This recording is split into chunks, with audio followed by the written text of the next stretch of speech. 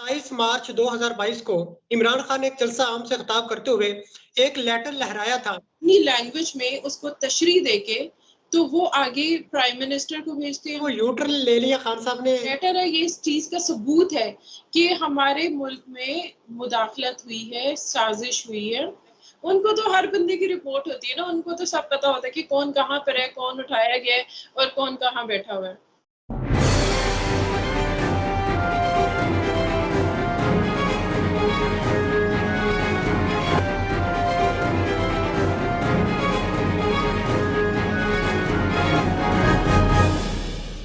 बिस्मिल्लाहिर्रहमानिर्रहीम। अस्सलामु अलैकुम नाज़रीन, प्रोग्राम आखिर कब तक के साथ मैं हूं आपका मेज़बान मुबारक अली। नाज़रीन, आज से 15 माह पहले 27 मार्च 2022 को एक जलसा आम से ख़िताब करते हुए प्राइम मिनिस्टर इमरान खान ने एक लेटर लहराया था और कहा था कि ये साइफ़र है। अवाम भी इस हवाले से दंग रह गई थी। न सिर्फ अवाम दंग रह गई थी बल्कि जो मौजूदा PTM हुकूमत है ये भी दंग रह गई थी कि ये किस तरह का साइफ़र है। और देखते ही देखते ये जो साइफ़र है इसका जो मामला है ये दफन हो गया। लेकिन ज़्यादा ये सियासत एक ऐसा खेल है कि ये शुरू होता है और फ़ौरन ये दफन हो जाता है, और जहाँ ये दफन होता है फिर से इसको वहीं से शुरू कर लिया जाता है। ये साइफ़र जो है ये तो दफन हो गया था, अलबत्ता फिर से इसको नए सिरे से आजकल ज़िंदा कर लिया गया है और इस हवाले से मुख्तलिफ इंकशाफात किए जा रहे हैं। जिस तरह आज़म खान है जो इमरान खान के जनरल सेक्रेटरी थे, वो अगवा थे। फैमिली को नहीं पता था कि वो कहाँ पर मौजूद हैं, लेकिन राना सनाउल्लाह साहब कहते हैं कि वो घर पर मौजूद हैं। बाकायदा पुलिस जो है वो भी कहती है कि पाकिस्तानियों से कहते हैं कि अगर किसी को पता चले कि आज़म खान कहाँ हैं तो वो हमें मतला करें, हमें बताएं। और राना सनाउल्लाह कहते हैं कि वो अपने घर पर मौजूद हैं। जब वो ये बयान देते हैं तो घर वाले हैं वो भी दंग रह जाते हैं कि ये राना साहब ने किस तरह का बयान दिया है कि वो कह रहे हैं जी आज़म खान घर पर मौजूद हैं और हमें पता ही नहीं कि घर में किस कमरे में हैं। और इसके अलावा जो उनके भतीजे हैं, उनके जो भांजे हैं, वो भी कहते हैं कि हमारा आज़म खान से कोई राबता नहीं है, वो घर पर मौजूद नहीं है। लेकिन राना साहब कहते हैं मान जाए आप कि वो घर हैं। अच्छा, इसी दौरान जब वो ज़ेर हिरासत हैं, अब अल्लाह जानता है कि ज़ेर हिरासत हैं या नहीं, वो एक 2 सफ़हात पर मबनी एक लेटर जारी करते हैं जिसके ऊपर ये तमाम तर डिटेल्स साइफ़र के हवाले से दी जाती हैं कि इमरान खान ने जो साइफ़र लहराया था, जो एक कागज़ का टुकड़ा लहराया था, वो सब ड्रामा था, वो साइफ़र नहीं था। ये उनका मुताबिक। खान साहब तो तब कहते थे कि ये साइफ़र था, लेकिन आजकल ये 24 जुलाई 2023 को यानी कि आज से तकरीबन 5 दिन पहले खान साहब ख़िताब करते हैं। उसमें कहते हैं कि वो साइफ़र नहीं था, यानी कि वो एक समरी थी, यानी कि वो एक यूटर्न ले गए हैं। क्या हक़ाइक़ है, क्या वो साइफ़र था या नहीं था? राना सनाउल्लाह ने जो बयान दिया है कि आज़म खान जो है वो अपने घर पर मौजूद हैं, इन तमाम टॉपिक्स पर बात करने के लिए इस वक्त मेरे साथ मौजूद हैं PTI से मुनीबा बेग साहिबा। जी मुनीबा, बहुत शुक्रिया कि आपने अपना कीमती वक्त दिया। सबसे पहले बताइएगा कि 27 मार्च 2022 को इमरान खान ने एक जलसा आम से खिताब करते हुए एक लेटर लहराया था, वो लेटर किस तरह का था, इस हवाले से कुछ बताइएगा। First of all thank you for having me on the show. अच्छा, ये जो साइफर की बात चल रही है, ये खान साहब ने जो है बहुत क्लियर भी किया है, इस बारे में बहुत खुल के बताया, वजाहत की है। सो बेसिकली आपको जैसे पता है कि साइफर का ये मामला शुरू हुआ और कैसे ये रिजीम चेंज हुई, किस तरह मुदाखलत हुई और कैसे साजिश हुई, वो सारी बातें खान साहब ने जो है वो काफ़ी डिटेल में बताई। और जब फॉरेन जो है वो फॉरेन से आपको एक लेटर आता है, साइफर आता है, वो बेसिकली क्या होता है, वो इसकी एक सिक्योरिटी की आपके पास एज एन होती है कि आपने वो जो है उसको लीक आउट नहीं करना, इसकी ब्रीच होती है। वो आपका जो स्पेसिफिक कंट्री होती है जिसको वो स्पेसिफिक फॉरेन कंट्री से लेटर आता है, वो उस कंट्री के जो एम्बेसडर के पास आता है। अब वो आपके फॉरेन ऑफिस में रहता है, तो उसको जो है वो जो फॉरेन ऑफिसर होता है, जो एम्बेसडर होता है, सिर्फ वो उस लेटर को देख सकता है, पढ़ सकता है। उसकी एक स्पेशल कोडिंग होती है जिसकी ब्रीच कोई नहीं कर सकता। उसका एक अपना जो है साइफर का सिक्योरिटी का जो है वो एक प्रॉपर एक रूल है, रेगुलेशंस है। तो अब वो क्या करते हैं, वो अपनी लैंग्वेज में उसको तशरीह देके तो वो आगे प्राइम मिनिस्टर को भेजते हैं, प्रेसिडेंट को भेजते हैं, चीफ आर्मी स्टाफ को भेजते हैं और फिर आपका जो कैबिनेट होता है उसको भेजते हैं। तो इसी तरह उसने अपनी लैंग्वेज में जो समराइज करके जो पॉइंट्स मेन बताए गए थे, जिसमें ये था मेन पॉइंट कि आपने जो इमरान खान है उसको आदम एतमाद के वोट से उतारना है, अगर ना उतारा तो फिर आपके सामने नताइज होंगे। तो मतलब कि एक तरह से मुदाखलत भी होती है, फिर उसके बाद जो है वो धमकी भी दी जाती है। तो अब खान साहब को जब वो लेटर मिलता है, वो लेटर साइफर लेटर नहीं होता, वो क्या होता है, उसकी समरी होती है जो तशरीह करके भेजता है आपको, जो आपका एम्बेसडर असद मजीद है वो। तो अब वो जो है खान साहब जो है उसको पहुंचता है, फिर वो मीटिंग अपनी जो है वो कॉल आउट करते हैं। मीटिंग में जो आपके जो आपकी नेशनल सिक्योरिटी है उसके साथ ये डिस्कस होता है कि ये लेटर आया, अब हमने आगे क्या करना है।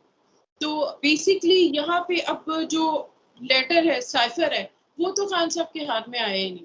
तो वो जो है वो कैसे उसकी ब्रीच कर सकते हैं, कोई भी रूल या कोई रेगुलेशन, ये सेंस ही ये नहीं बनता। बताइएगा कि जो साइफर है वो इमरान खान के हाथ में नहीं आया या आया? उनके हाथ में जो आया वो समराइज्ड करके, जो साइफर की समरी थी, जो उसका मफहूम था, वो भेजा गया। ठीक उस है। वो लेटर जो है, वो जो आप बात कर रहे हैं जलसे की कि उसमें लहराया गया था, वो लेटर जो था वो क्या था, वो समरी थी। वो जो आपकी आता है, जो साइफर होता है, वो आपके वो वहाँ पे फॉरेन ऑफिस में ही रहता है। वो वहाँ पे ना तो चोरी हो सकता है, ना वो वहाँ से गायब हो सकता है। वो सिर्फ उस स्पेसिफिक ऑफिसर के पास ही रहता है। वो क्या करता है, वो आगे समराइज करके वो भेज देता है। कोडिंग जो होती है जिस लेटर में, वो शेयर नहीं की जाती। तो अब मामला आ गया कि जब वो आपके साथ साइफर जो प्रॉपर कोडिंग वाला है वो आपके साथ शेयर नहीं हुआ, आपके साथ समरी शेयर हुई है, तो फिर आप जो है वो कैसे ये सिक्योरिटी को ब्रीच कर सकते हैं, आप कैसे, जो आपने लेटर दिखाया है वो तो समराइज था। तो लेकिन यहाँ पे एक रवायत बन गई है कि आपने पीटीआई पे जो है वो जाली केसेस करने हैं, चेयरमैन साहब पे जाली केसेस करने हैं, इमरान खान पे 200 से ज्यादा मुकदमे हैं। आप सोचेंगे कोई भी जो है किसी मुल्क में ऐसा नहीं होगा एक ईमानदार शरीफ आदमी पे जो है वो 200 मुकदमे किए जाए। वो आप देखें, क्रिकेट की दुनिया में उनकी ईमानदारी मशहूर थी। वो हमेशा क्या कहते थे, जी आपने न्यूट्रल एम्पायर रखना है, आपने ऐसा एम्पायर लाना है जो न्यूट्रल हो, क्योंकि वो ईमानदारी से जीतना पसंद करते थे। फिर उन्होंने जब वो यहाँ पे उन्होंने जो है हुकूमत ली, यहाँ पे रहे, तो उन्होंने क्या किया, उन्होंने पाकिस्तान को 6% की ग्रोथ पे ऊपर लेकर आए। तो लेकिन ये चोर, ये डाकू लुटेरे आ जाते हैं, कहते हैं जी इमरान खान ने महंगाई बहुत कर दी है, तो हम मार्च लेकर आएंगे। इन्होंने अपना मार्च लेकर गए, डी चौक में गए, वहां पे ना तो इनके ऊपर कोई शेलिंग हुई है, ना इनको जो है मारा पीटा गया है, ना इन पे लाठी चार्ज जो है, इनको मौका दिया गया है कि ये वहां पे अपना जलसा कर सके। तो लेकिन आपके सामने अब जो पीटीआई जिस दौर से गुजर है, जो हालात हैं, जो गैर आईनी और गैर कानूनी तौर पे खान साहब के ऊपर मुकदमे बन रहे हैं, फिर उनके जो जितने भी पीटीआई के वर्कर्स हैं उनके ऊपर मुकदमे जाली बन रहे हैं। तो ये एक रवायत बन गई है। औरतों के साथ जो ज्यादती हो रही है वो भी आपके सामने है। अच्छा, खान साहब को ने जब वो लेटर लहराया था और कहा था कि ये साइफर है, अब क्या समझते हैं कि वो यूटर्न ले लिया खान साहब ने? क्या कहेंगे इस हवाले से? देखिए, जब उन्होंने वो लेटर लहराया था, उनके जो स्पेसिफिक वर्डिंग्स थे, उन्होंने कहा ये जो लेटर है ये इस चीज का सबूत है कि हमारे मुल्क में मुदाखलत हुई है, साजिश हुई है। तो ये तो आपका जो हमारे आईएसआई के डीजी थे बाबर इफ्तिकार, उन्होंने भी ये बात आके इतराफ किया कि जी बिल्कुल मुदाखलत हुई है।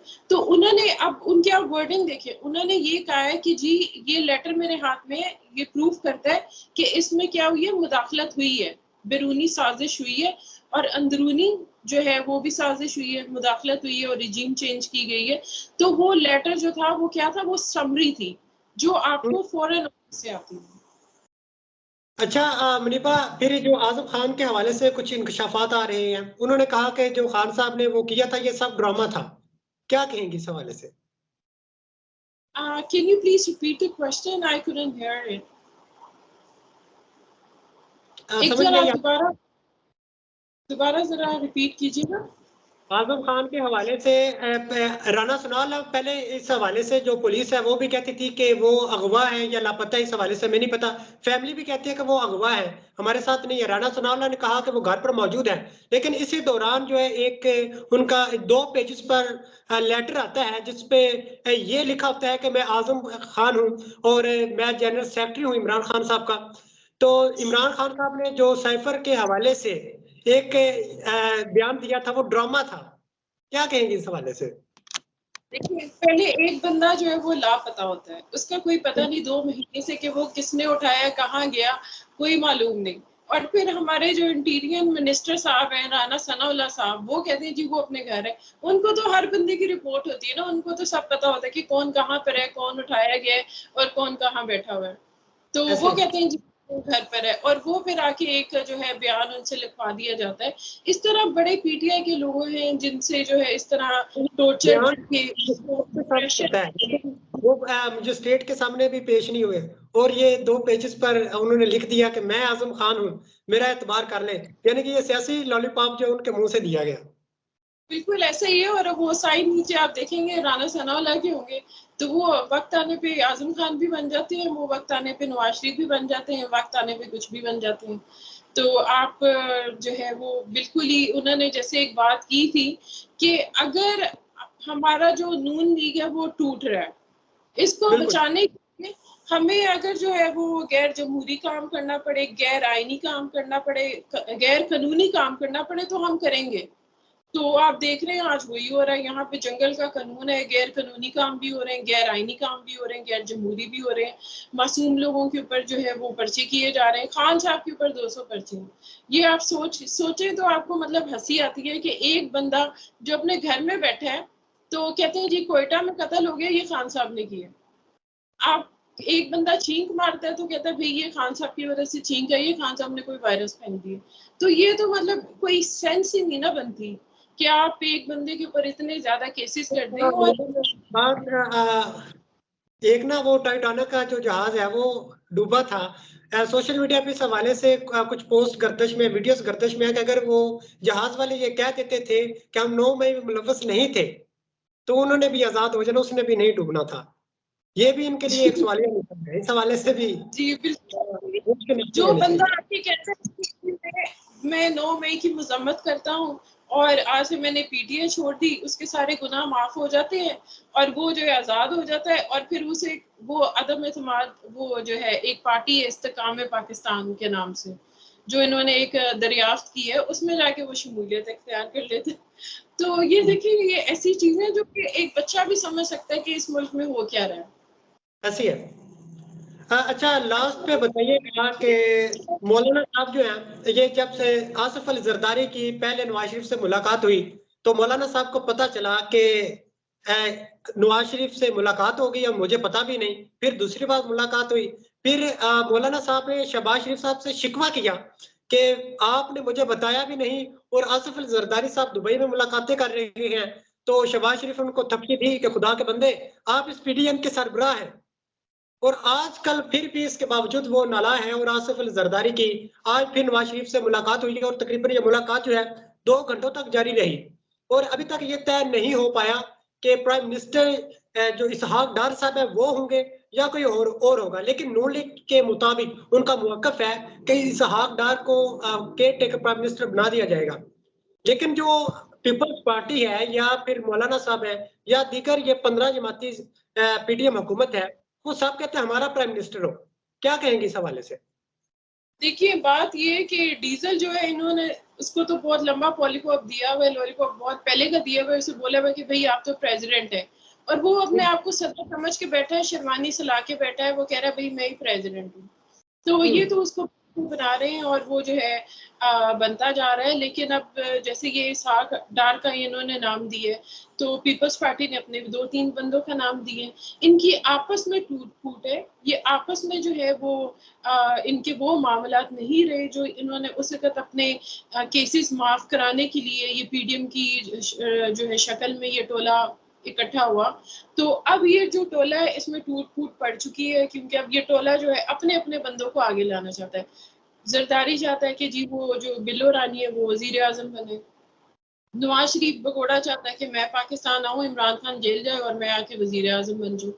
इन्होंने अपनी अपनी शेरवानियाँ सला के रखी हुई हैं, लेकिन जो कि इनका जो है ना कोई फ़ायदा नहीं होने वाला है, क्योंकि अवाम जो है वो असल ताकत होती है। अवाम के आगे जो है वो अच्छा, कोई भी ये भी कहा जा रहा है, ये भी कहा जा रहा है कि जो अल्फा भुट्टो हैं उनको पंजाब में लॉन्च किया जा रहा है।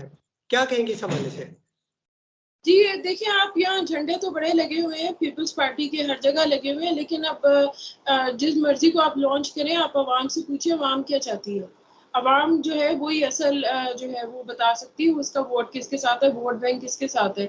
झंडे लगाने से अगर कोई वजीर आजम बन जाए तो फिर कल को फिर हर कोई बंदा अपने अपने नाम के झंडे लगा लेगा, अपनी फोटो लगा लेगा, तो क्या वो वजीर आजम बन जाएगा या वो लॉन्च हो जाएगा? ऐसा नहीं होता है। आपको एक जो है वो प्रैक्टिकल आपको देखना पड़ता है कि भाई प्रैक्टिकली आपका वोट बैंक क्या है, अवाम बिल्कुल। क्या चाहती है। आप डंडे के जोर से अवाम को खामोश नहीं करा सकते। ये जो जुल्म हो रहा है ये कब तक चलेगा? आप देखिए, अवाम खामोश होगी, जेल में भी जाएगी, काटेगी, उसके बाद बाहर आके फिर वोट इमरान खान को दे देगी। तो आप जितने भी सर्वेज हैं वो देख लें कि जो वोट बैंक है वो इमरान खान का है। इनके 2% जो है वो आपको वोट नजर आएंगे। तो ये जितने मर्जी झंडे लगा दें कोई फायदा नहीं होने वाला। ऐसी है जिस तरह ये मरियम नवाज ने भी ये आज से 2-3 दिन पहले एक बयान दिया है कि अल्हम्दुलिल्लाह पाकिस्तान जो है वो अपने असल ट्रैक पर आ गया है। ये असल ट्रैक की मुझे समझ नहीं आई कि ये असल ट्रैक किस तरह का है। दूसरी तरफ शहबाज शरीफ साहब वो कह चुके हैं कि अगर पाकिस्तान ने तरक्की करनी है तो आप नवाज शरीफ को चौथी बार वजीर आजम बनाए।